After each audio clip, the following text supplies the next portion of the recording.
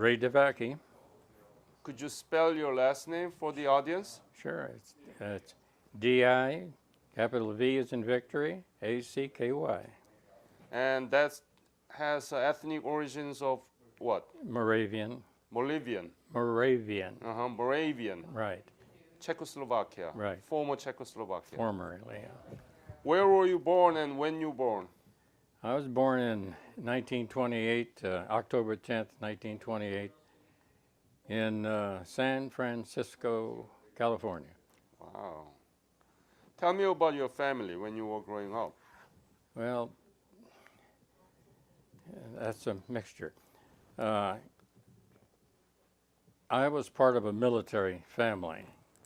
My father and his father were military people, and so that's the environment I was raised in. How about school? When did you? Well, school was many different places because we were constantly moving. Because your father was a military. Right. Yeah.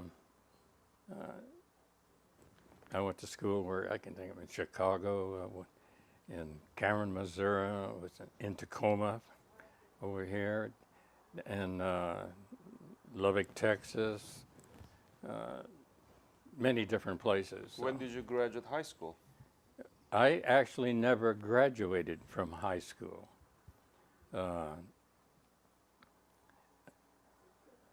Let's see. I have to go back further. We were here in Tacoma, and I got involved with the Army Transportation Service as a young person. I was 15 and a half, almost 16 years old. And I went to work as a oiler aboard ship. We were working the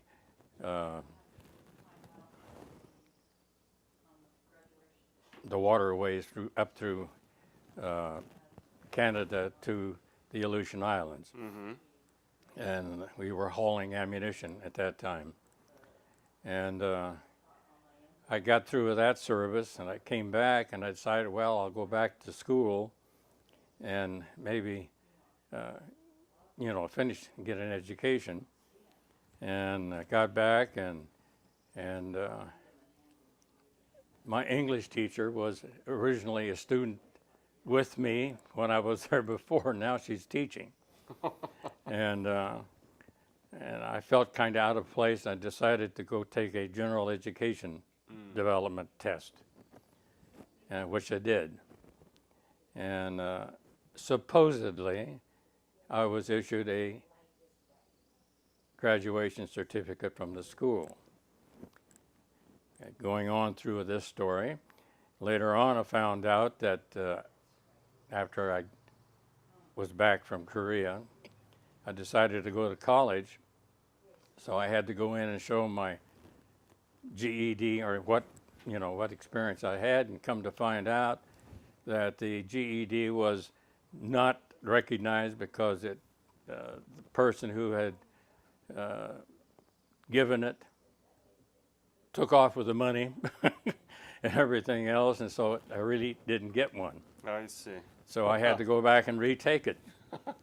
And I took it at George Washington University in Washington, D.C., and I made a very good grade on it. And I said, of course, I've already been in school here for 2 years.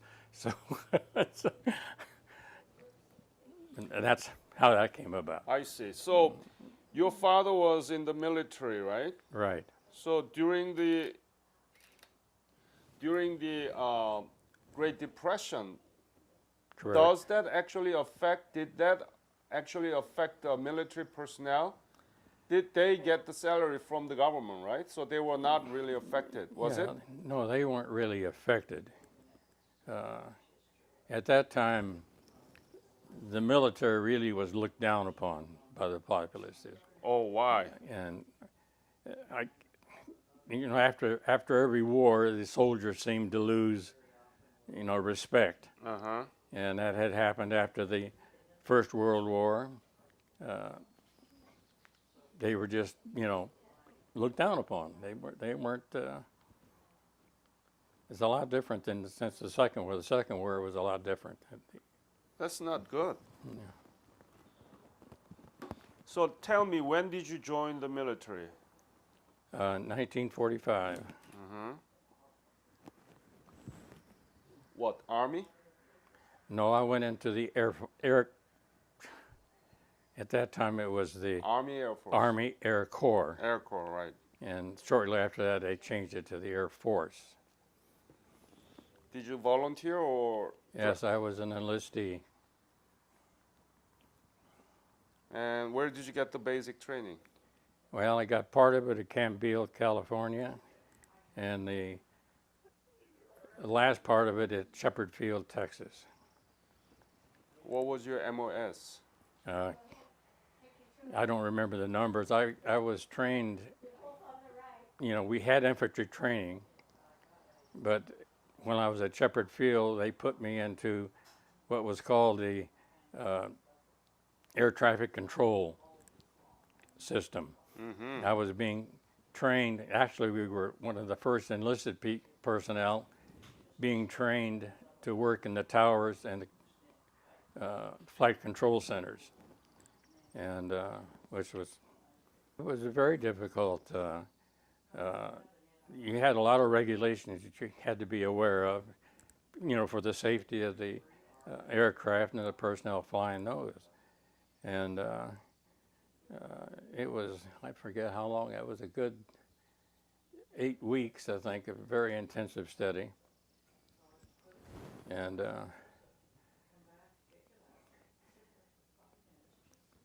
the interesting part about that, of course, is that when we went into this, we were told by the commanding officer there at that time at the school that you're the first enlisted men going into this school. It's a big honor, Normally it would be pilots who had suffered combat weariness, so they would put them into traffic control. And this is big. But if you remember, anytime during this education, if you feel that you are not qualified for this, you have to come and you tell me that you don't want it. Okay.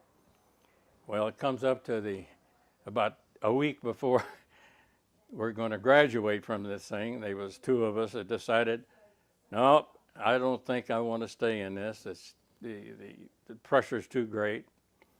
And so we showed up at the office and marched in there and told the colonel that we didn't believe that we needed to do it. And he went up through the ceiling, chewed us out but good, and said, "You will graduate, period." Well, that set the future events up real quick like. I was being sent to Europe at that time, and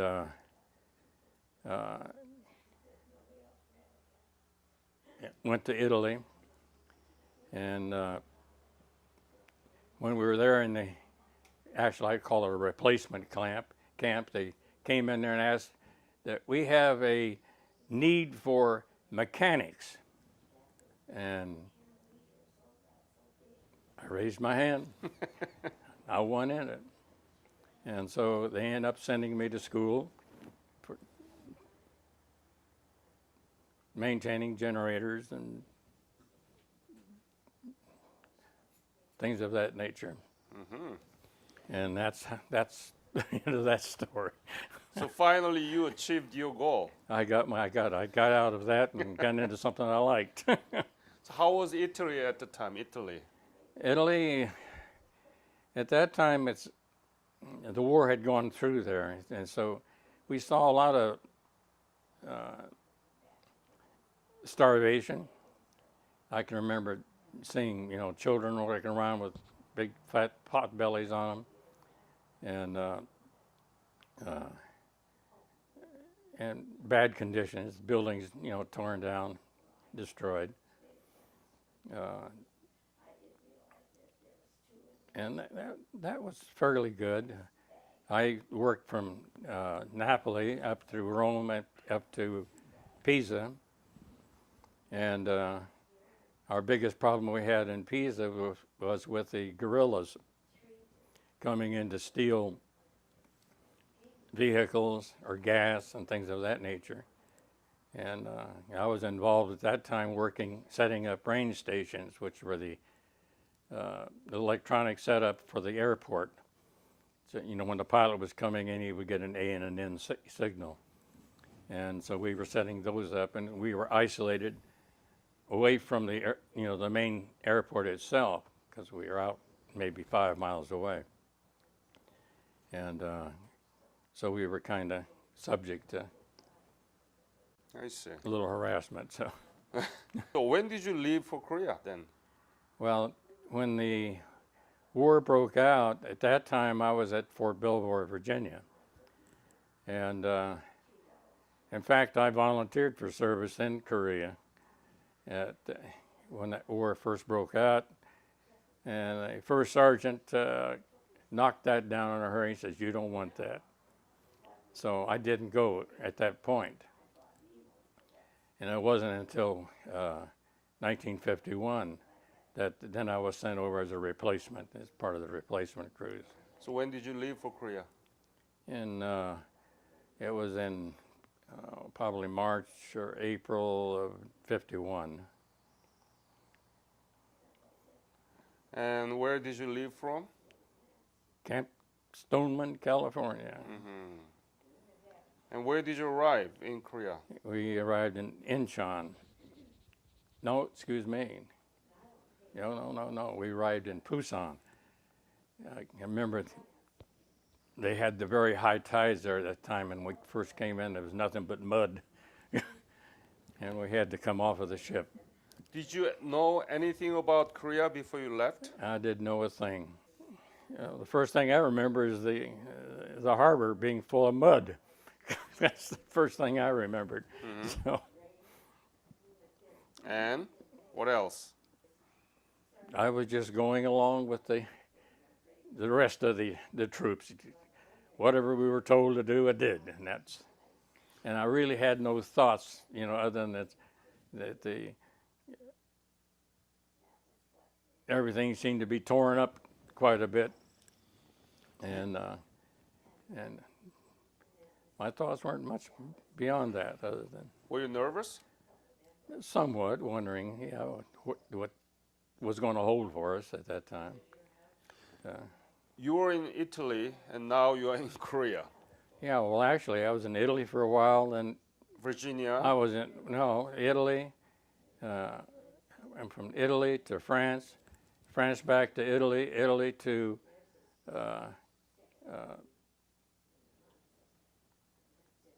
Germany, first in Felberg, right? And then I was going to go back home. Then I was sent back down to Austria, to Linz, Austria. And then from there, I finally got back home. Europe, you're seeing a country that you say is very civilized. I remember that Munich, for example, I was there, was pretty destroyed.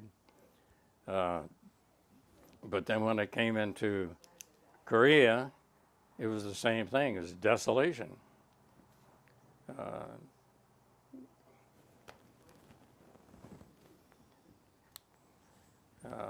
I can remember when we came out of the replacement camp going up to our unit assignment that we were driving through areas that had minefield marks on them and markers on them to warn people, and things were pretty desolate. And then from there, we went by truck to our assignment, which in my case was the 11th Engineer Combat Battalion. Where? And I don't know where we were in. All I remember about that, there was no towns, there was, no villages or anything of any recognition. The only thing I remember about the place, there was a big reservoir there, and we were camped next to that reservoir. Hwacheon? No, I don't think it's Hwacheon, no. Big reservoir. Well, So not a, around 38 parallel, right?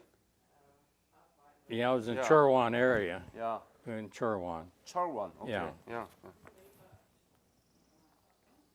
So what did you do? Tell me about the typical day of your routine. In my routine, well, I was there as a heavy equipment mechanic, and I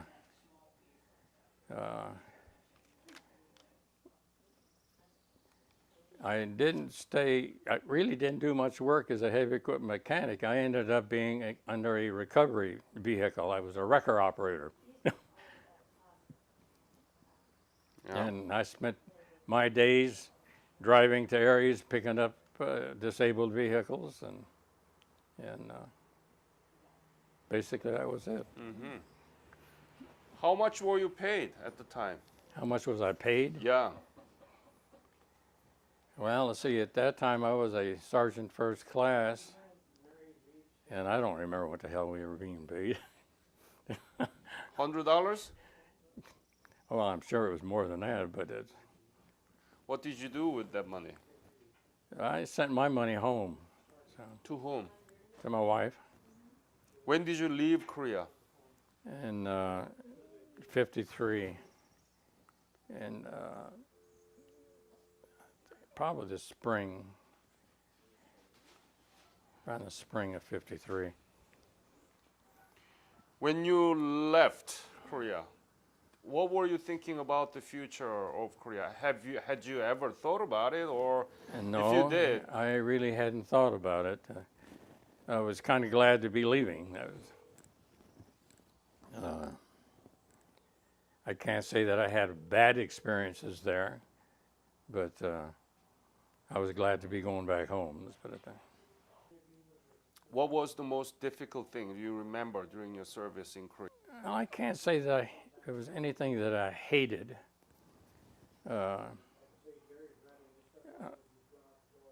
I went one time with as an aide, or put it that way, or as a helper, with the at that time was the AAA artillery, and it was a recovery outfit up on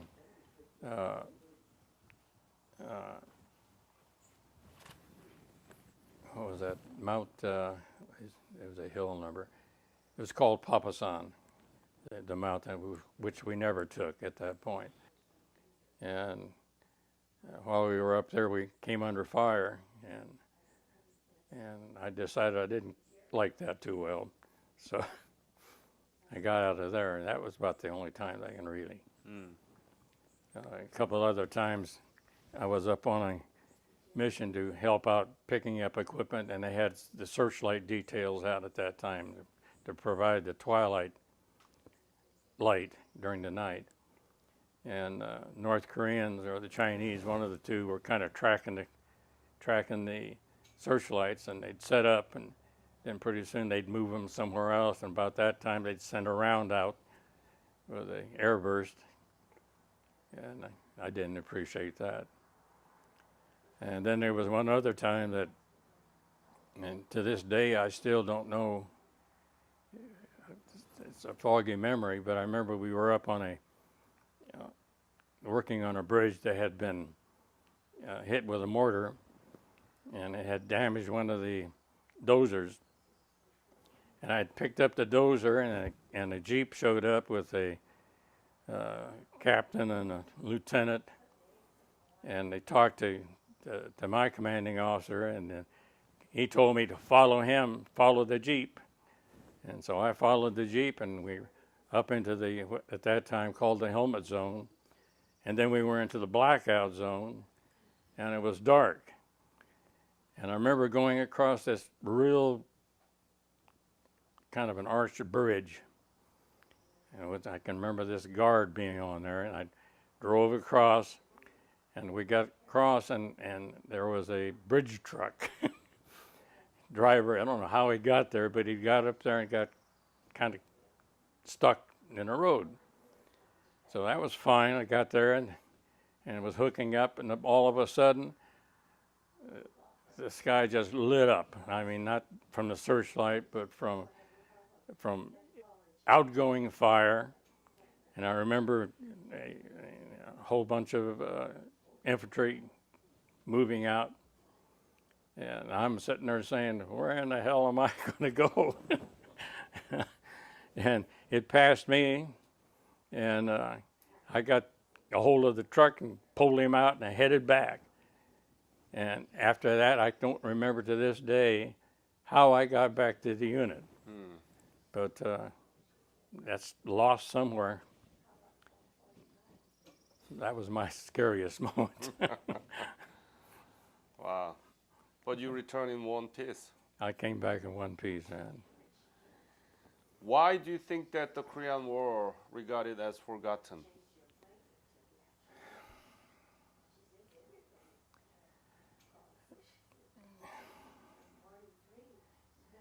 Well,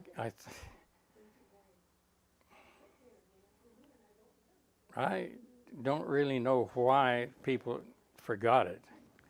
I mean, the people that were there, we still remember it. Did you want to forget about it? No, I never wanted to forget about it. It's a memory, like all the other memories that you have of things. There's lessons to be learned from it. So, What is the lesson that we need to learn? let's not have any wars. So, But America is always in the war somewhere with somebody else. well, it seems to be that way. We're a willing nation. We like to help out others. We see injustice, and we like to get justice. So we never learn from it. We have to be there anywhere, anytime. Yeah. Huh? Have you been back to Korea? No, I haven't. I wanted to go back when they had the Revisit program. revisit program, and we couldn't make it at the time. So you know what happened to Korea now? Oh yes, I've seen the pictures, and it's amazing. The transformation it's wonderful. So, What do you? I mean, tell me the detail. What kind of transformation do you think that we made it? well, I can remember the way the towns look like, and now when you look at it, you see high rises and highways and very active people. And so, Do you know we are 8th largest economy in the world? It's no, a I didn't know small that. country. Yeah, I know you've come a long ways. So. Do you know that we are the largest shipping industry in the world? No, I didn't know that. Do you know that we are the largest market share of computer chips? Okay, I didn't know that. I thought that was in China. So. We were able to do it because you fought for us. Yeah. Isn't that amazing? Yes, it is. It is, It's yes. truly amazing. Yeah. I'm amazed at how much the country has developed. And in fact, after I left service, I went to work for the Postal Service. I was working as a automotive engineer at that time, and we were having contracts made to buy vehicles, and we had a group that were looking into Korea. So I think we need to let our young generations to know about what happened, what good that actually came out of your service, right? Mm-hmm. How can we do that? Well, I think you're doing it right now. Thank you very much. Mm-hmm.